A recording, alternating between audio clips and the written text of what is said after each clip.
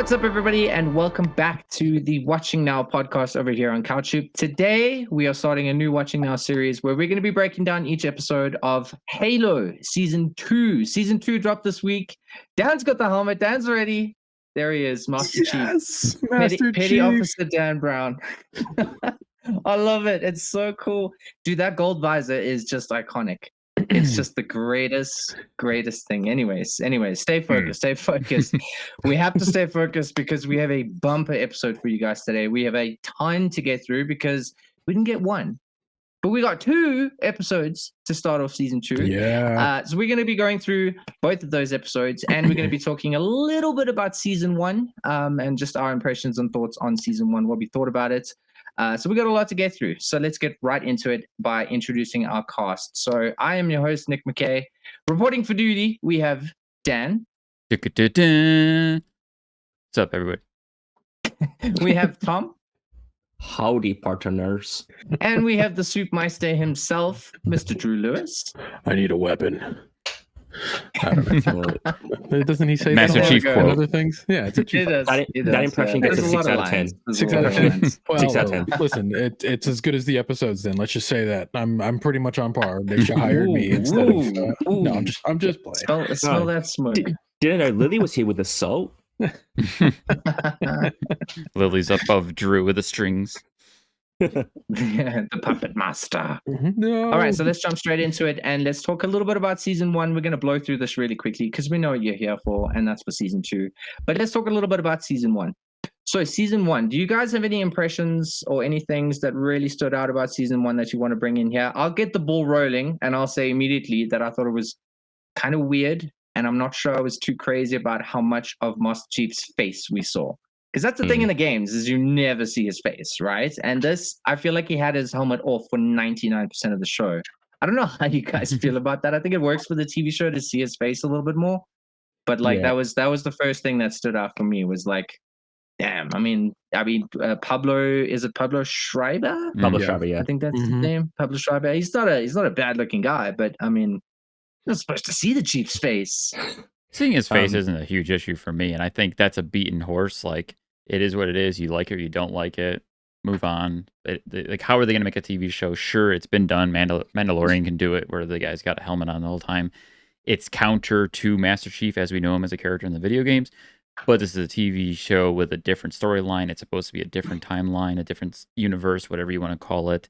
It is what it is. I have different qualms with the character, but not the helmet. So, yeah, I didn't mind it as well. I think maybe if it was pulled back a little bit, they did have more helmet. That would have been like, cool. But that led to being like more action sort of deal. But we got on the helmet thing. I agree with Dan. It's a different timeline, and like they kind of established like after the first episode and after like he touches like the artifact or whatever the fuck it is, that he changes from game chief to like this new chief, where like it's that sort of switch. Yeah. I think for the weird story that they wanted to tell, which whatever on that, I think this was a good way to do it. Not that I liked it all that much, like the overarching story, but I think, that's sort of like, it was okay for what they wanted to do, but I can see why a lot of people who are fans of the character and like especially the original games, they'd be like, no, fuck this guy. Yeah. I mean, here's like, it's funny. You're like, do we need? I feel like we need to do like a helmet to a face ratio, like screen time, like and then see like if episodes where he wears the helmet more, are those the better episodes, or the helmet where he wears them? Maybe we can gauge like if the episode's at like a B or an A or C based on like the helmet to face ratio. I think that's a good idea. And maybe we should start to implement that moving forward. But we should look into that. Yeah, we should look into that. But here's the deal: it's like if he wore the helmet all the time, and it's kind of the same thing with Mando. You kind of start to give like, it's weird. You're like, well, how does he eat? Like, when does he you know, like, well, he just has like he's at a dinner table with like an officer, and he's just sitting there like staring at everybody, and everybody else is like drinking bottles of beer. You just do the like, Spaceballs, he like can't eat. drinking through the holes in the helmet. The coffee. Yeah, it just gets stupid. People like get over it. Like you can't have a show that dives into the deeper corners of Halo and that character Master Chief without him taking his helmet off. I'm sorry, like. Fair enough. It just is what it is. But I agree. Maybe there's like more action. I'm always up for more action, and he should have his helmet on for that action because it's awesome. Yeah. And the action, and let's be straight, the action in season 1 is awesome. Like it's pretty cool. Yeah. With one exception. One exception. In episode 1, when he throws the gun, why was it a CGI gun that he threw? Because a real gun would hurt. It was Tom. a CGI he threw the assault rifle down, and it looked so like that was the one thing that stuck out to me. Maybe they only had one prop, and they didn't want to damage it. That's probably right. They broke it. Or the actor was like, "Don't break my nose with a real gun, please." Yeah, but like no, he threw it on the ground, so it I'll do this. but that was something I was going to say as well. Is I'm really with season 1. I was really happy with the production value of it. I know they had like a huge budget, but they nailed it with the production values, especially the action sequences. Like I think it's episode 5 where the Covenant take the artifacts. Yeah. And they have that amazing scene where Chief gets on a warthog, and then the other Spartans jump on the warthog, and they start just like mowing everyone down. I think the music kicked in, like the real like game music kicked in then too, and you're like, let's go. So yeah, that's all I need from the show, honestly. There was one thing in that scene which made me laugh out loud, where Cortana starts helping Chief for the first time, and she's like, "There's a guy to your right, there's a guy there," and she's giving him like tactical advice. And then he's got his pistol out, and it runs out of ammo. And Cortana's like, "You should switch to your secondary." And Chief is like, "I know how to play the game, Cortana." I'm just killing myself. I was like, "It's so good." I think he said like, I think it was like, "I know how the game is played," you know. And it's like a little nod to like, you know, the game, and you know, it was a nice touch. Switch to secondary. I know how the game is played, Cortana. So good. And the Spartans had their little snappy one-liners. Man, that was my favorite moment of the whole of season 1, which is dialogue between the Spartans is definitely one of the better things. And like full blown for season 1. I had very mixed feelings with it, but the action is still one of my favorite parts of the first season. I especially admire and appreciate that they do those first-person shots from inside the helmet with the HUD display. It's like, okay, now you're in Halo. Now you're seeing the HUD just like in the game. You get the low shield beeping, like, okay, boom, perfect. You know, as far as everything else, I think the biggest downsides of season 1 were some of the storylines that they're mixing in, that they kind of have to be there for a TV show to make it a TV show to stretch things out. But at the same time, they're kind of like the weakest parts of the entire show, like the Quan storyline, the Soren. I was going to say, these characters I don't really care about. I'm sure they have something to do with the overall narrative in the end, and they're leading up to stuff. But at the same time, I don't care about any of that right now, so it's dragging the show down. Boring. Yeah. I fell asleep during like the Quan-centered episode, like episode 7. Like I was like, "Yep, let's just watch one episode tonight," and then I fell asleep. Woke up, the evil guys there are cool. But it's like it's Quan's got a cool story, but she's got a story that's set in a series that Master Chief is in. I'm like, shut up, bitch, and give me more Master Chief. And even like what is it, McKay, Charlie Murphy, it's interesting. Like her design as a character, like on paper, you're like, this is actually pretty interesting. But somehow the way it was, like the pacing of it just felt like, oh my gosh, like it just needs to either happen less or faster or something. I'm not sure, but it just, that story just felt like it needed to move quicker. And the same thing with the Quan. It's like they drew it out over a season, when it was like, you could have just done it in like that was like an episode. You could have just had like not a one-off, but like you could have finished that story in 2 or 3 episodes rather than 8. So I agree with you guys. Like the side stories really took away from season 1, when they really should have focused on building the world of the humans and like Master Chief and that storyline. He was trying to figure out, like, you know, finding himself, you know, and his family, and Natasha McClone's Hazley character. So I think that was where things really started to like get interesting, as a deviation, I guess, in a way, right? Yeah, because I just want to jump one last thing, because this has gone for a hot minute now. Just one thing I wanted to put out at season 1. I really liked the delve into psychology, like the Spartans and how they deal with being like kidnapped and mutilated. That's That was like that's what I was gonna say next. Yeah, I really like that. Like it was different, but like in a cool way. Like I thought it was similar to like what Halo 4 and 5 were trying to do with Chief, trying to humanize him. Mm-hmm.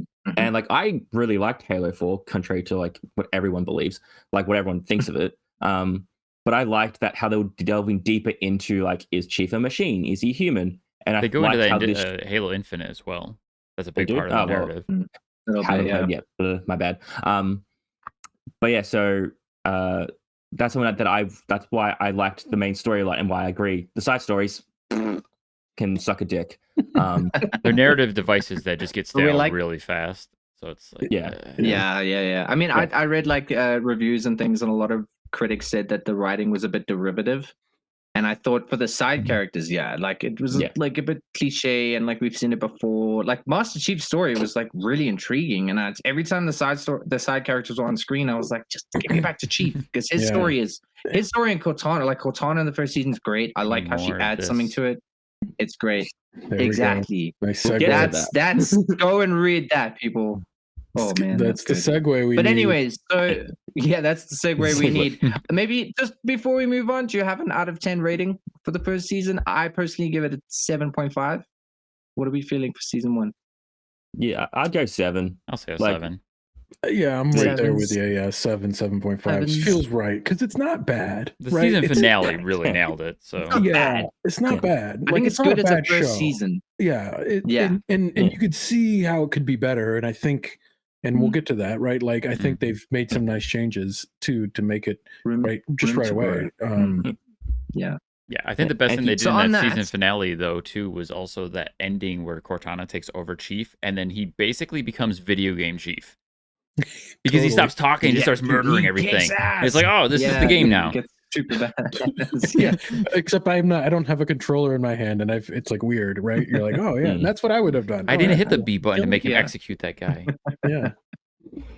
Righty, so on that note, let's see if season 2 is any better. Hopefully it is. Let's dive straight into it with our first sit rep.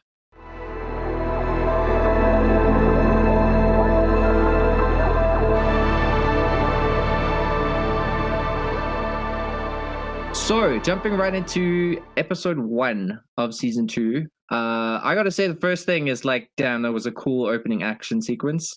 On that planet with like the fog and the invisible Covenant elites, like that was super cool. Like that's another example of like that production value being really, really high, and those action sequences just being badass, dude. That was the first scene for me that I was like, okay, cool, we still have it. Let's keep going now. I like that they're doing a good job of keeping the Sangheili like scary, because like you see that plasma sword in the fog and you're like, oh shit. Even though it might even look the same, it looked better than season 1. But also I know we said we don't want to backtrack, but like right before that, like the very first thing we see is like Chief on the operating table and like taking Cortana out. And I really like that transition. Like I didn't like that Chief cried because but like whatever. But I really liked how that transition just kind of turned to him. True, actually. He was dead. They had to. So I read up on it. I didn't really catch it in the episode. I didn't catch that either. They had to. I didn't catch that. That he was. No, what did I? I don't even remember what I was saying. But I read up on it, and they had to remove Cortana from Chief in order to save his life. So he was dead. Because I remember Cortana says, like, I'm not sure if I can bring you back. Right. And he lets himself die, essentially. So Cortana takes over. Yeah, exactly. They said they had to remove Cortana. So I think it was a neural thing with his brain or whatever. They had to actually remove her in order to save Chief's life. So that's where, I mean, and maybe you guys can help me out here. I guess I was a little confused because in the first season, like, the change from the game is it's not like a card that you slide into the back of the helmet, right? She injected, like, something that, is part of his brain. Like, it wasn't something you could remove. Is from what I understood, it was like there, and which is weird that they're like, we can take it out, and I'm like, I don't. I was kind of, and then the fact that it happened like in like a 4-second, like him lying on the table, and you just hear some VO, and then you're back into the. I wasn't even sure for the first 5 minutes of the episode. Is this a? I was thinking, is this a pre Cortana? So did I. Like it took me a while to understand like where we were in the timeline, because it didn't even give you like pre-post, like there wasn't any date or anything to kind of like let you know where you were in the story arc of things. So it was an interesting narrative choice, but I'm glad they didn't force feed me, because I like shows that let me like figure it out narratively through the dialogue, right? Like, so I was kind of interested. It made me lean in more. So I'm not putting that as a negative, but we should talk about that opening music in the sequence, the new. Oh, how they finally put Halo music in? Sequence. Yeah, finally. Like, really? It took you like a whole season to figure out that the Halo music is actually really fucking good, and you should put it in the. I mean, other than the light sprinkling in the opening theme, that it just kind of lightly hits on it in the opening title sequence. On it, yeah. Yeah. But we got a whole new opening sequence, well, not whole new, but like a relatively new opening sequence. I'm hoping that that's the thing. I love it when shows do that, where like every season there's like a new, or like at least a changed opening sequence. I thought that was kind of cool. But no, that's completely different. Something I thought was quite different is that there's that like religious lady that says she's seen Master Chief's death. And it's kind of like, is this like a prophecy thing? Because one thing in the first season was that Chief is like this chosen one that has like this connection to the Forerunner artifact. So is Chief going to be like another chosen one, and he's got like a prophecy now that he's got to try and defy or something? Did you guys read anything into that? Because it's only really mentioned in that one scene. I mean, it's mentioned in passing. I'm trying to see what it relates to in like the books and the games, but it's like, all right, I feel like they're making some new narrative decisions to differentiate the show from the games in some form or fashion, and just kind of like how like Chief has some sort of bearing to the Forerunners with McKay, but how they're trying to turn that back in on humanity and what makes humanity worth saving. But I don't know exactly where they're trying to go with that. Interesting. It feels like a seed that's just been planted that they might just like eventually get into, but it felt like it was so quick that it was like, okay, should I pay attention to this, or is this a MacGuffin? Yeah, I mean, it's definitely a MacGuffin, right? Like it's meant to make Master Chief second guess like his role as what he's been propped up to be, and right, it's the same thing the Oni is propping him up to be. Even if he's not on the battlefield, he's the hero of.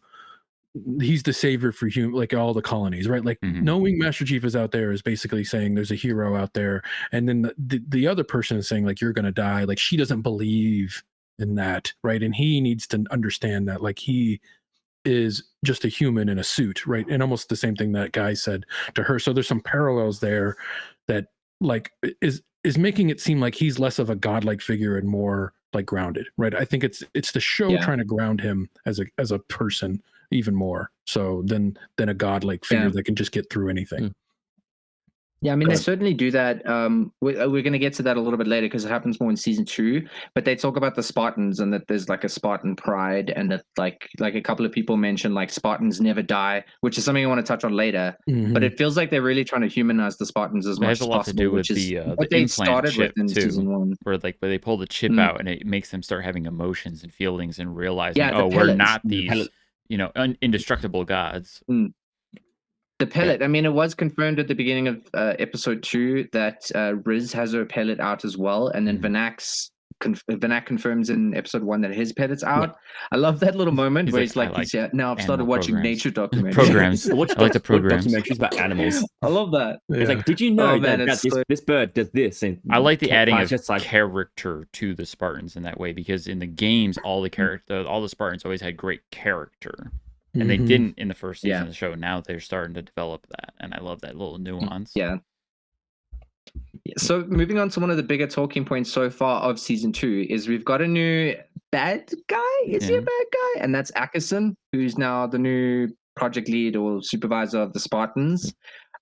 First impressions on Ackerson, what do we think? Because I love him. He's such a dick. I love him. He's a great bad guy. He's such a dick. I love him. I gotta say, he's probably not a bad guy, but he is a dick. He is an asshole. Should we just rename him to Dickerson, because like that's just yes. The head of Oni, or ex-Oni head of Spartan program, Dickerson. Oh no, he's part of ONI. Dan, he's ONI. ONI. Yeah, he doesn't like saying Oni. Sergeant Dickerson. I loved him as soon as he came on screen for the first time and had that first interaction with Chief. I was like, this guy sucks, but he's playing it so well. He's kind of, it's almost like trying to throw us off that he's like so obviously going to be a bad guy in some way. that you're like maybe he kind of turns or something, but he's just kind of started off. It's like his character you love to hate, and it's just so good. I love these kinds of characters. I get you. It's a bit one note, right? You almost wish there was more nuance there, so you would feel like there maybe some he hesitation. Is right. Yeah, maybe he is right. I mean, would I put Master Chief out there if someone else told me he's like everything he said is the opposite? Right? You're trying to, but he comes across as such a dick that you're like, no, he's definitely the bad guy here. Like he's definitely an asshole. So I wish there was a slight nuance there, but they're not really doing that. But whatever. Not really yet. Yeah. I feel like he's going to be the one who has like the crappy means, but he's just trying his best. And like by the end of the season, you'll be like, he was kind of doing all right. Still a dick though, but like he was kind of doing okay. No. Do we think we're gonna get like half an episode as filler for like a tragic backstory for Dickerson? Oh, I hope not. Yeah. I can't imagine. I mean, there could be some inklings to that based on some of the theories that I'm already developing after these first 2 episodes, but I don't think they're going to be enough to actually feel sympathy for this character. So moving on, I wanted to go to one of the characters I actually really liked from the first season is Soren. So Soren is he was one of the Spartans with Chief, and then he disagreed with everything and he left, right? That we saw that in season 1. And he's back in season 2, and he's looking for Halsey, and he just randomly trusts this kid and gets arrested. And I can't help but feel Soren is like a really good character trapped within mediocre, poor stories. Because like he was stuck with Quan, who had like boring stories throughout the whole season 1, and now why is he trying to find Halsey? Do you think it's Ackerson though that arrested him? That was one of our. But for what reason? Up. Why do they want him? Controlling the Spartans. Controlling the Spartans. Because like he's a criminal. True, that's part too. Like that's the whole thing. Is the whole of season 1. The whole of season 1, he was safe on his planet. Was it always an station? Asteroid, isn't I think it? it's called Rubble. Yeah, the Rubble or whatever. He was safe there the whole season 1. Now they can just find him on a whim. Like it's kind of. It's like I feel bad for Soren and that actor because he actually is really really good, but he's just all of his stories suck. Yeah. Yeah, it was a little. I mean, the actor, like he's such a good, like he's got such charisma, right? You just want him to have like he needs to be more like when he comes on, the show should energize a little bit because he has that energy, right? But it doesn't because of the story they put him in, right? It's just you're like, what is that all about? So yeah, I completely agree with you. It's sort of interesting what they're trying to do with him, but I mean, I'll write it out. Because he's fun. He's cool. Like I dig it. And he didn't have those cool gold guns in the first season, like the golden revolver. The golden revolver. Yeah. It's such like cool. I feel like I'm watching like something out of Metal Gear, like a Kojima film where he has like his like own. Like, every time they cut to that, area. It's like a 6-shooter, and I'm like, really, like dude. Yeah, justice for Soren, man. Give him some good stories, dude. Those parts always feel like something from Firefly too, and I'm waiting for like Nathan Fillion to come out and start cracking wise with him or something. Totally. My one thing with the revolver there is like he has a revolver. We need 2 hands, but one hand's fucked. He's like I got it. It's like this. And it's just like I got my bullets. He's got the penguin hand. This is the strong hand. Yeah, you're so right. It's like the worst weapon he could choose considering his disability. Yeah. Like, okay. Oh, poor guy, poor Soren, dude. Yeah. So at the end of season 1, we got this really cool shot. I'm not sure if they said where in the universe it was, but we got to see like that fog or clouds or whatever, and a whole bunch of Covenant ships leaving up or like lifting up. I think that was rich. And Chief did say like they kind of changing their strategy. The Covenant are changing their strategies and stuff. So it looks like the Covenant are really amping up for like a big attack. And I gotta say, I think it's maybe the best part of the episode. Maybe that closing, not counting the opening fight scene. But like that scene was like, oh, the Covenant are coming, dude. Like there's gonna be something huge, and it's on its way. And what did we think? Because I think we saw the Arbiter at the end. There was like that quick shot. I keep wondering that myself every time they do focus on any one like of that. Yeah. Well, and was that him? Was that him like on the rock cliff too with the leader, the Master Chief saying like there was a leader and. It could have been. That's what I'm thinking. I'm waiting for the Arbiter because I love him, dude. I feel like it's too soon for the Arbiter though. If the show follows anything that's transparent or not transparent, but going along with the narrative of the games, because right now the show is setting us up for Halo 1 the video game. It's leading up to Halo 1 the video game. Essentially, yeah. This I believe what this show is going to be is the Fall of Reach. That's what the whole season is going to be, which that next season would be them going to the Halo. So the Arbiter wouldn't come in until after that. He could be there. He could be there, but not as the Arbiter. It could be a different I believe Arbiter, the though. Arbiter. It could be. It could be. I Unless believe the it's a Arbiter different is Arbiter. confirmed for season 2, though. So I keep like waiting to see like, oh, where is he? Where is he? Where is he? But anyways, jumping into season 2, episode 2. Episode 2 had some nice improvements. I feel like episode 1 was a little bit of a slow burn at times. I feel like episode 2 is starting with exposition, starting to amp things up a little bit. I have to say, I absolutely love what they're doing with Riz. That's one of the Spartans. She got madly injured at the end of season 1. If you remember the final episode, she got like this massive like gash on her rib cage, and Cortana, controlling Master Chief's body, took out this like this gas gun thing and just cauterized her entire body over there. So she's still recovering from those injuries, and it's confirmed that she took her palate out as well. But she's had some really interesting moments in episode 2 where she's showing a little bit more humanity and a little bit of emotional weakness. And it's kind of, I'm seeing that maybe because we saw that from Kai in the first season, and I think we're going to see that from Vanak and more specifically Riz. Like I said, I love when they do that with the Spartans and show their humanity. So are you guys digging that? Because that looks like it's going to be something they keep going with. I think it's important. Because I was thinking that like her story through this season, or however long she's in the show for, is showing what Spartan, you don't have to be a Spartan forever. Because I feel like by the end, if one Spartan either like leaves to live a life, it'll be Riz. Because just like how they send her up, at least in episode 2, it's just like they're talking with the blind ex-Spartan. It's like there's more you assholes can be other than just warriors.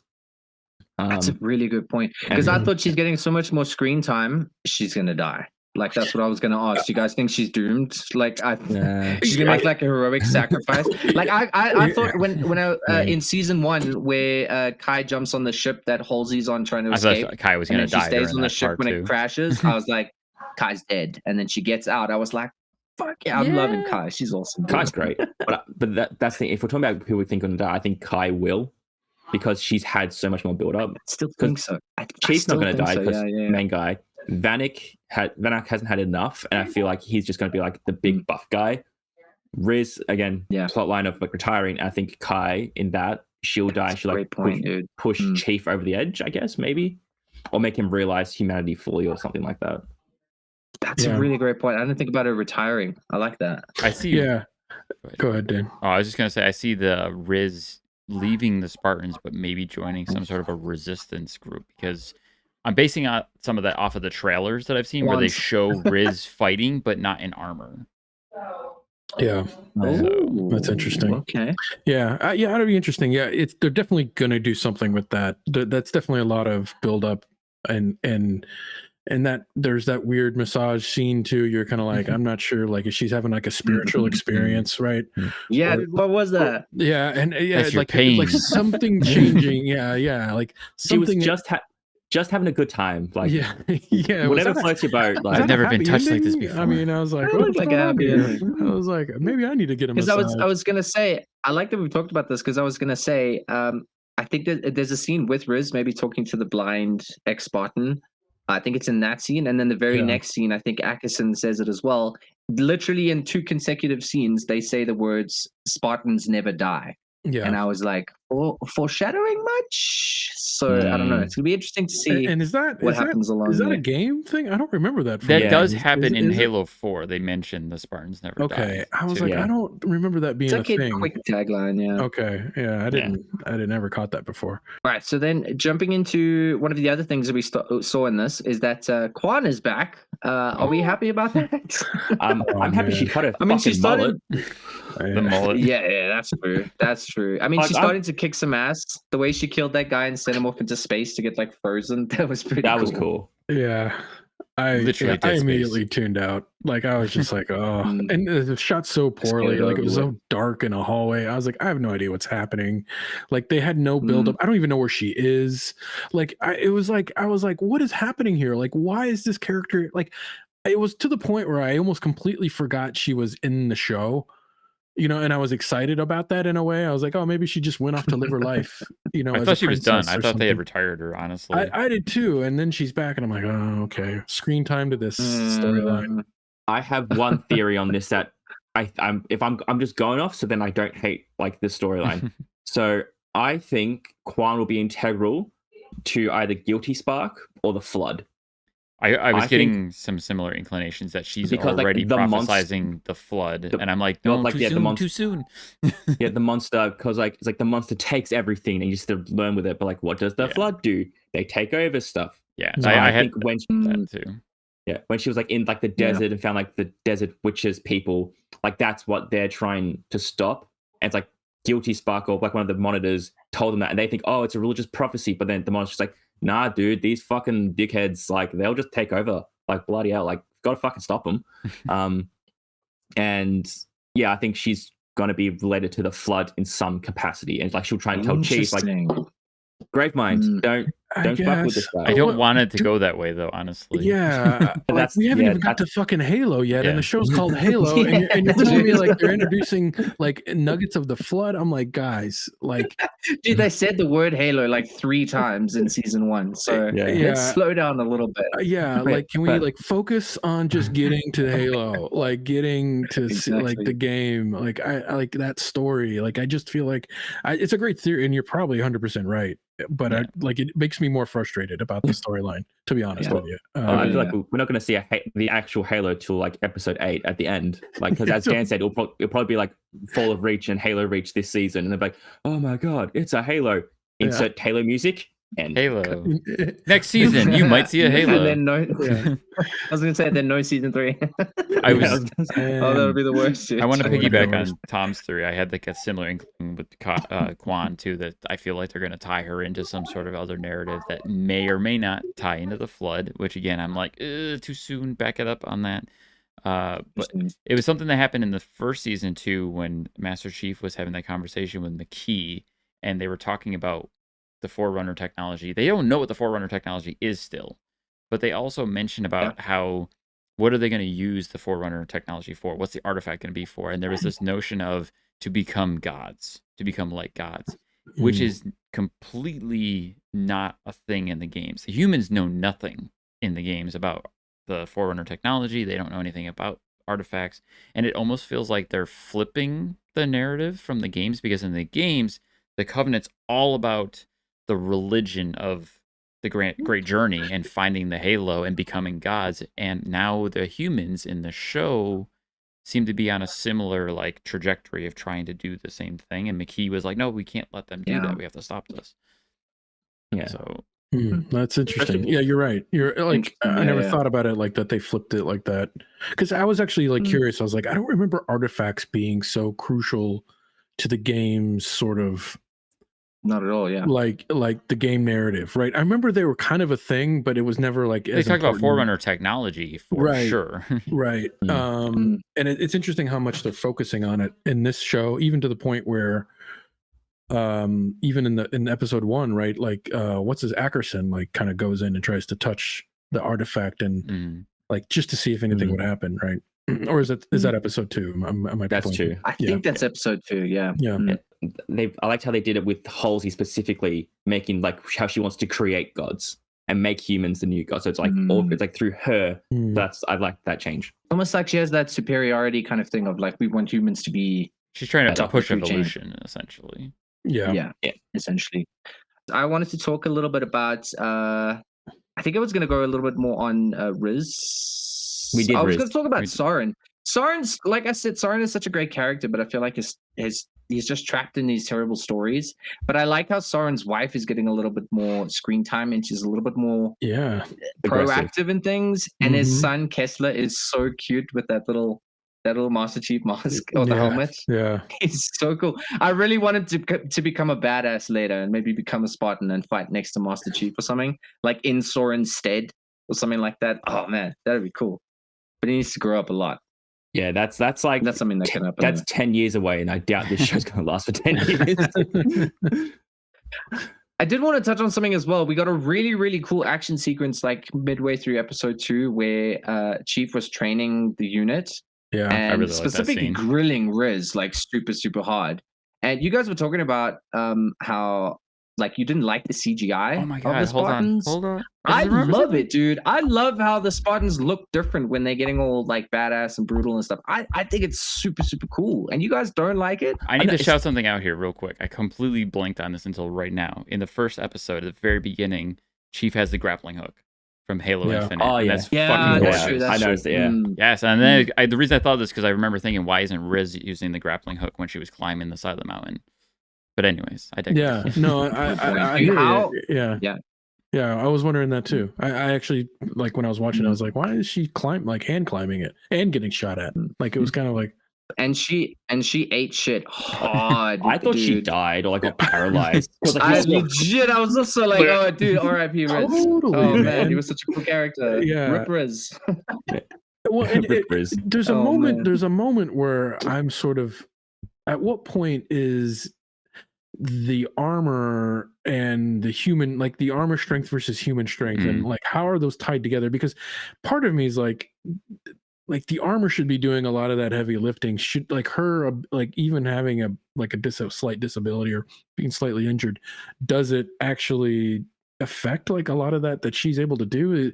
Like some of the restrictions they were putting on her felt like less physical and more like, I don't know, Mental? like maybe mental. I was trying to understand like how the armor and her physical abilities and the armor kind of correlate together to make her able to reach up and grab the ledge to get the little beacon, right? Like I was kind of thinking like, well, the armor at some point should be taking all the weight off of her for her to be able to quickly, easily reach. You know what I'm saying? Like I don't know. Yeah. Like I guess I'm like maybe I'm over.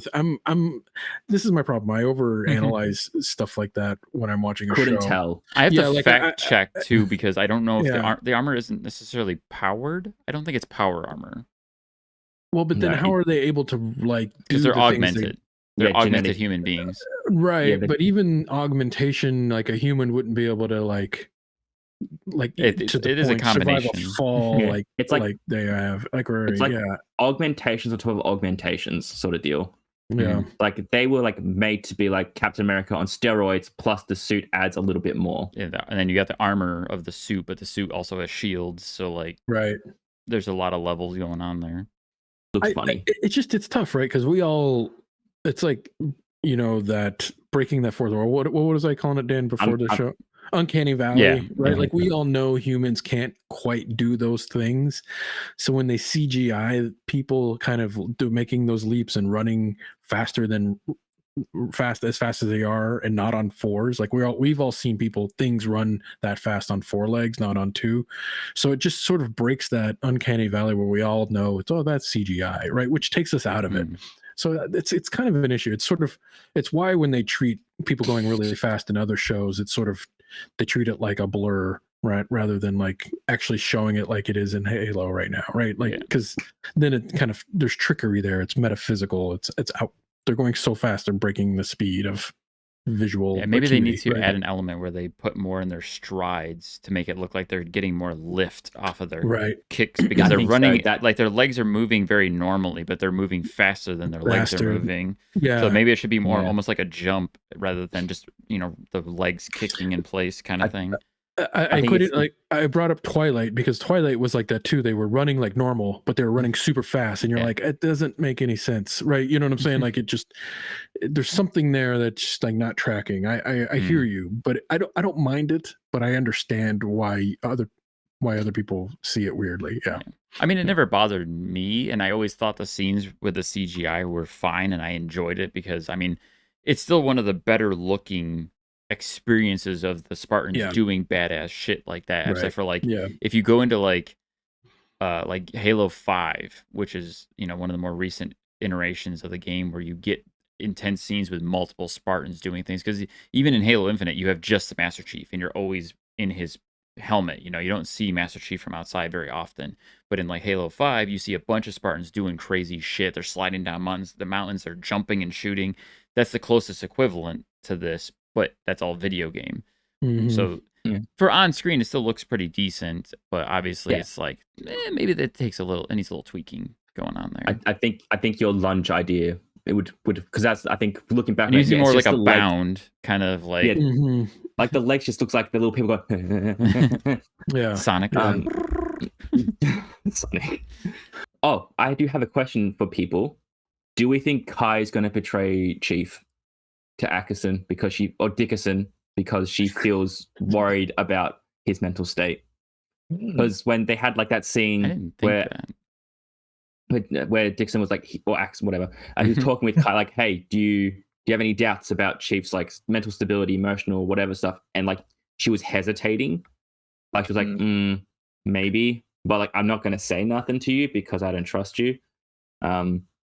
Here's the thing. I think she says enough to make it damning, but she backs it up by always saying he's clear for duty. I'll always trust him. He's good. He's solid. It's weird. She'll say like, I think he's going through a lot, but then she's like, but he's solid. So it gave like, if she was being recorded and you were to cut out just the bad things, like it could be damning in a like a room or as a video, or if you showed that to somebody and like if you wanted to strip Master Chief of his power, right, or of his ability. Because also he mentioned that Master Chief is just a guy in a suit. Yeah, so it sounds like he's going to try to like dethrone him or something and just replace him with whoever can fill in the suit kind of thing. Because in the trailers as well, you could see the Spartan 3s.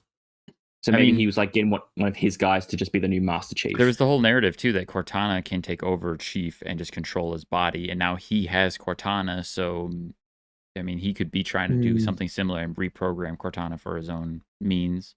That's interesting. Yeah, it's a little frustrating because there is some like clear narrative like beats here, like from. Like we've all seen this before. We have a bad guy, corporate dude, who's trying to like, and you have like the Master Chief, who's the good guy that like knows all the things, but the corporate guy has his own mission. Like think RoboCop or whatever. I was actually just thinking RoboCop. I'm like, where's the we need the robot to come in. And we know Master Chief is like at the end of episode 2, he makes the decision to disobey orders, and he tells his teams like, yeah, we're clear for active duty, and so he's clearly disobeying orders. So now that guy has even more reason to say like, I'm going to strip Master Chief of his power.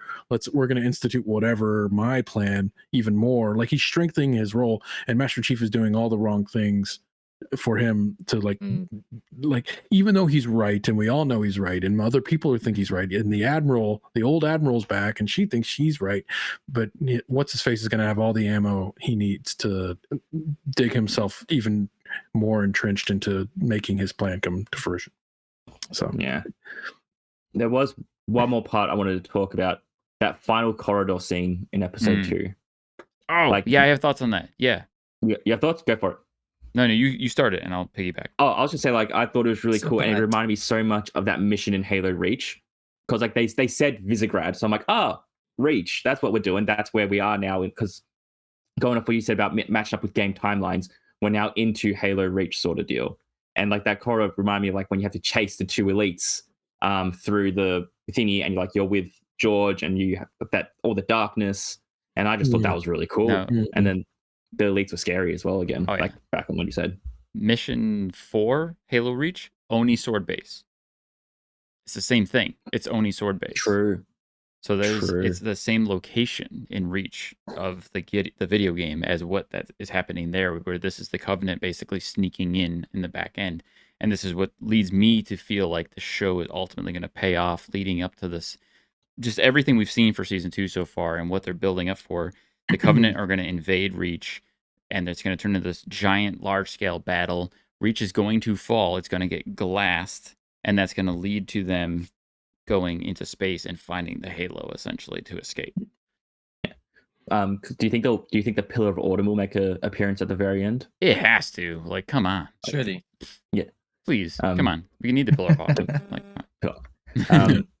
But that means Keys is going to die because he's going to be turned Not into yet, though. Eventually. No, okay, fine. Slow down.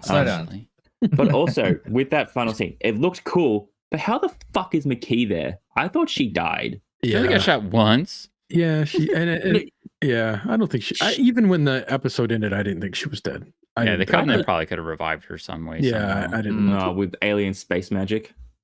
Well, and they just built her up to be too much of a Main character. Yeah, it was to just kill too, her off after one season like that. That would have been weird and felt off. Like, I don't know. Yeah, I never quite bought that she was dead, but I get it. I get why. Because even in the show, everybody's like, "Oh, she's dead. You can't see her." You know, like they even say it out loud. Because he thinks he saw her on the cliffside, right? Because he's having like visions of that moment, which was interesting. You know what? I actually, here's where I give the show props. Where I think it's 100% better than season one. Even is that conversation Chief and Perez have in the dinner table scene. I thought that was really cool. Like that was like some of the best like writing so far on the show. Like I thought right there, like character driven writing, right? And I hope they do some more of that, right? Where you really try to understand like why people are making the decisions they're making and why and the lengths that the chief will go to kind of solve a problem, which is really cool, right? Like he's not just a grunt, and I mean grunt, he's not just like a Marine, like sent and follows orders and just like he's really got the good, like he really has a good heart and he's smart, right? And that's what makes him formidable, right? Like he's smarter than everyone else, right? As well as he's skilled, right? And that's what you want from your hero. You want your hero to be a step above. And when he gets defeated, it's because someone else is actually really, really clever, right? And so that makes that dynamic, that chess game, really strong. And that's why whenever we see the Covenant, like, and they're doing things that are really tricky and really cool, and he's trying to solve it, I like that. Like, this is exciting. Like, this is what I wanted from Halo. I want my heroes to be really good at what they do and not like being over like being the wool thrown over their eyes all the time and like, oh, I didn't know that. You know, like you want them to be kind of like constantly solving the problem, which is really cool. So I really appreciate that they put that scene in there. That scene and that dialogue actually leans into my theory earlier about how I feel this is going to be them building up the Chief into the Master Chief that we know more from the games, because that conversation that they have and that depth that he goes into about living with the scars of war, and it's like he says, you know, it never goes away, but it gets, or it never ends, but it gets further away. And I think about that makes me think of the somber image of the Chief's helmet in the games when he doesn't really talk when people say something. You can just kind of tell he's just thinking, or he's you know, processing past experience, and then he turns that into action in the games. So which is building up that's why I think Kai might die, because that would harden him even more. He's like, cool, realize attachment, no good for this sort of stuff. And then that's will lead more into like the hard-boiled Chief, because like kind of like Kai seems like to be his closest bestie. So like, you know, if another Spartan dies, you could be like, cool, that can fuck me up in the future. Probably not. Yeah, but I don't think he'll ever. I mean, because even in the games, he's always like put saving others at his forefront, right? Yeah, it's not like he's like the needs of the like, you know, like he's always like he'll do whatever it takes to win, right? And that's what you always appreciate the Chief, like no matter the odds, right? He's sort of like, I'm in it, like let's go. You know, just give me a weapon, you know, kind of vibe. And you're like yes, I'll win. Yeah, I'll win. Yeah, and that's what you want. And you got glimpses of that, and that's what I really liked about that first episode opener was he just like, you bring it. Like, I don't care how many elites you got. Like, let's go. Like, and that's what you want from you when you see the Master Chief in action. You want him to execute, right? And he does. Like, there's that moment where that one starts reaching for him, and that he just like pops him, you know. And you're like, yes, he wasn't even looking. He's just walking by and just finishes it, you know. And you're like, oh, dude, finally! It's like the John Wick Master Chief we always wanted. So. Yeah, I'm hopeful. I'm really hopeful for season 2. A lot of good course correction in the season. Yeah. Yes. It feels more in line with what the games offer. Yeah. Even though at the end of that cool like Visegrad scene, we did have the giant artifact again. So it seems like the artifact stuff is still part of it. With like, you know, King Chief, you know, having like this. I think that'll play into them finding the Halo come the end of the season. That'll be like the dot on the map for them to go, okay, now we got to go this way, and then that's going to lead them, if they're escaping the fall of Reach essentially, and they jump on the Pillar of Ottoman, and then bam, you know, they're at the Halo. Yeah, I just wish we had more explanation on what the artifacts do and why. Like the first season felt like that one artifact was a map. But it seems like there's multiple artifacts now, and I guess I'm just sort of like I'm a little confused on why they matter. And was the map not complete? Did I miss something at the end of season? I thought they had the map to Halo. Okay, so the little artifact by itself just kind of like messes with your mind and can help the Chief and McKay connect. Put it with the big boy artifact, and that's how they can create the map to find all the Halos.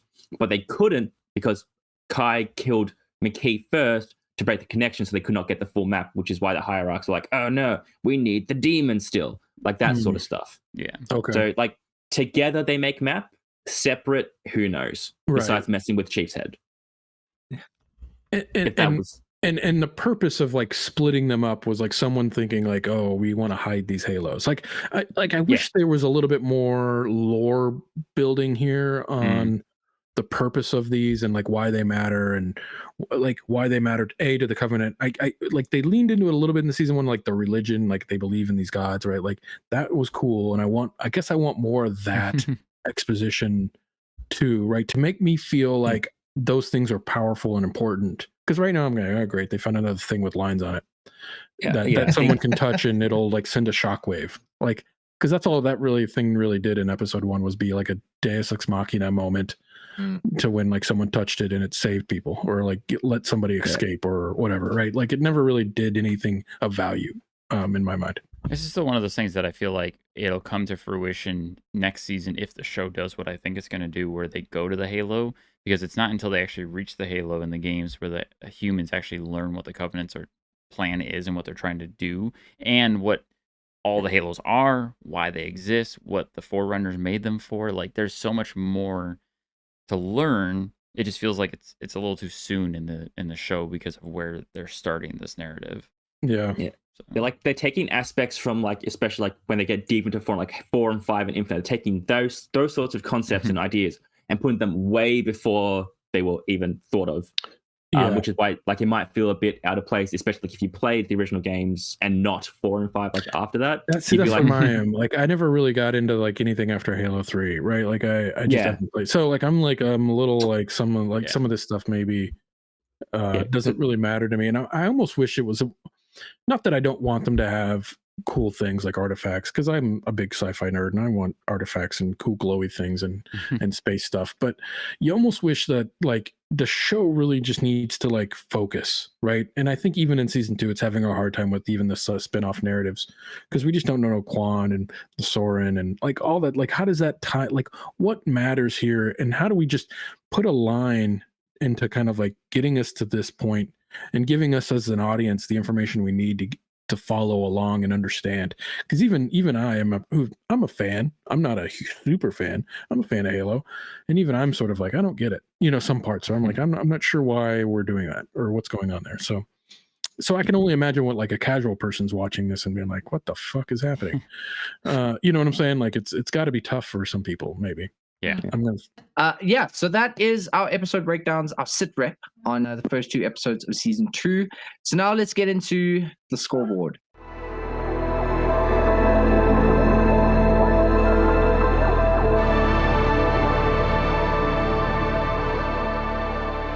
So the scoreboard is where we're going to give the first 2 episodes a score out of 10, and this is the clutch time. Who wants to go first? Drew. Alrighty, fine, I'll do it. Okay, no, Drew. Okay, I'll go. No, you know what? That episode 1, I thought super strong. Opened with like a great action scene, like new title sequence. Like the music was good. I thought the pacing was like really on point on that episode 1. It teased a lot of great things. It added a new dynamic, I think, to characters we love. I'm gonna give it actually in like an 8. Out of 10. I thought it was a good season 2 opener. And to kind of like show you, hey, we kept all the good stuff you'd like from season 1, and we're working on like narratively changing some of the things you probably didn't like from season 1. So I thought season 1 or episode 1 was solid. 8. I'll give episode 2 like a 7, just because the Quan stuff, I was like snoozeville, and even some of the Soren stuff, I was like, oh, okay, like here we go, like I don't know what's happening here. So, and even the McKay. Or not, yeah. The McKay stuff was cool, but the Natasha McCullen's character, Halsey, like even that stuff, I was kind of like bored with. It felt too mystery-ish and not enough, like not interesting enough for me to really kind of to chew on, right? Like yet. So hopefully it'll pay off. But so I'm gonna give episode 2 a little deduction there on 7. Okay. Yeah, I'd pretty much feel the same. I would say, like, for me, episode 1 gets an, I would give it an 8. I would say really amazing opening scene. I loved it. It was a nice, like you said, nice slow episode to get the season started. I think they did a really good job at like setting up all the different story elements they're going to be using. The Covenant sort of preparing for their new attack, I thought was awesome. Like, I love how that ending shot of them all lifting up their ships, like that was super cool. I still feel like Master Chief is a bit soft and weak. Something I was going to mention earlier is he kind of feels like Joel in the Last of Us adaptation, where it's the super badass, brutal character that they've made softer and they've given him like anxiety and it's like, I understand you want to do this, like making these kinds of characters more emotional can be really powerful, but it's also like it feels a little bit like we've seen it before, and we want to see the guy kick ass rather than be emotional and stuff. But I still think it's pretty cool, but we'll have to see what they do with it. And episode 2 also, like, I feel like it just kind of slowed down a little bit. I'd give it a 7.5 because I think it was still pretty strong. I'm liking Dickerson. I think he's been a pretty cool addition to the show for this season. I'm liking where, like, the episode ending where Silver Team is getting ready to go to Reach to help with the Cobalt unit and everything. Like, it's such a cool setup for the next episode. So what I'm hoping is that the slow episodes of exposition and setting things up are kind of done, and now it's just about picking up the pace. So I'm anticipating episode 3 to be full of action. So hopefully we'll see that. But as I mentioned about Cortana, her redesign, I hate it. I hate it. Why did they change Cortana, dude? Why did they change her? And Dan's got his theories and everything, but I don't like it so far. It's still Jen Taylor though. But yeah, I don't know. That's it. But yeah, episode 2, 7.5 from me. I'll be quick. I'll probably give both 7. Both episodes had aspects that I'm like, damn, these are really cool. But like nothing for me was like, this is like excellent. Like the opening fight scenes in episode 1, awesome sauce. The character moments like episode 2, like with Cortana and everything, and like them disobeying orders, also cool. But like nothing that made me go, I'm super excited. I'm still keen to see more from it. So maybe in retrospect, I'll look on these episodes like more fondly, I guess. But yeah, overall 7 for both. I think it's good start, but like nothing amazing. For episode 1, I'm going to go an 8 because I love that opening scene. I liked the action. The action is always the best part of these shows. I love the use of the elites. They're making the elites incredibly powerful. They make them scary, and they should be. The elites should not be toned down in any way, shape, or form. They need to be badasses, and they keep making them badasses, and we keep getting more Covenant in these episodes, which I love. There's more badassery with the Covenant.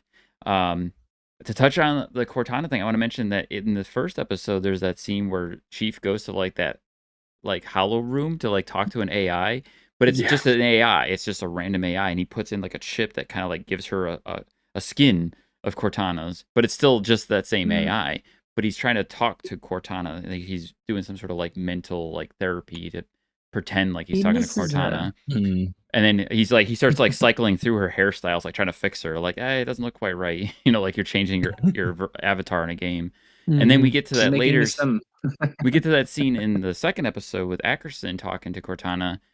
But the big thing, my big theory here is that the Cortana we see there looks like Ackerson's assistant that we don't know anything about, but is somehow relevant because he keeps sending the clones, these flash clones of this assistant to talk to Halsey, and then it dies, and then it goes and it dies, and we keep seeing it. And then when Ackerson talks to Halsey, he caresses her, and he's got some sort of connection and bond with that character. That character and the version of Cortana we see have the same face. I could be wrong, but it looked like the same person to me. But it's still Jen Taylor's voice. I hope so, Dan. I hope so. And Cortana in that scene does say that she's disconnected. She's not open to the network. So she can't like change anything amongst herself. She's locked into this room. And Ackerson's got this thing that he's having her sort out, but we don't know quite what yet. The second episode too, it had some of the lowest points with like the Quan stuff and the Soren stuff. There were cool moments, especially with like that dude getting his arm chopped off and sent out to space. Yes. But still really good action. I like the drama with Chief and Ackerson kind of butting heads and trying to figure out like Chief's kind of having this bit of like questioning his own sanity, not knowing if things are what they are, if he's starting to question, you know, how he sees things. And I think going back to what you were saying, Nick, I think this plays into what they can do with the show by building the character of Chief. I think Chief is flawed now so that he can become the Chief we know.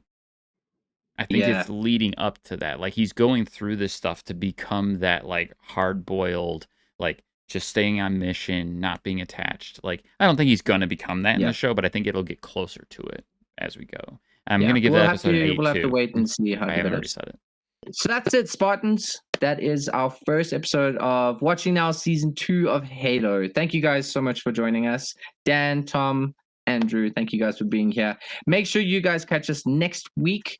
We're going to be right here on YouTube, 2 p.m. PST on Tuesdays. You can catch us right here on YouTube or listen to us wherever you listen to podcasts. Make sure you head on over to couchsoup.com, check out all of our fun stuff over there, and hey, become a member. Why not? There's a bunch of cool stuff there. And make sure for everything else, you stay right here on Couch Soup because we've got a lot of cool stuff. But until next week, see you then, Spartans. Finish this fight. Finish this fight.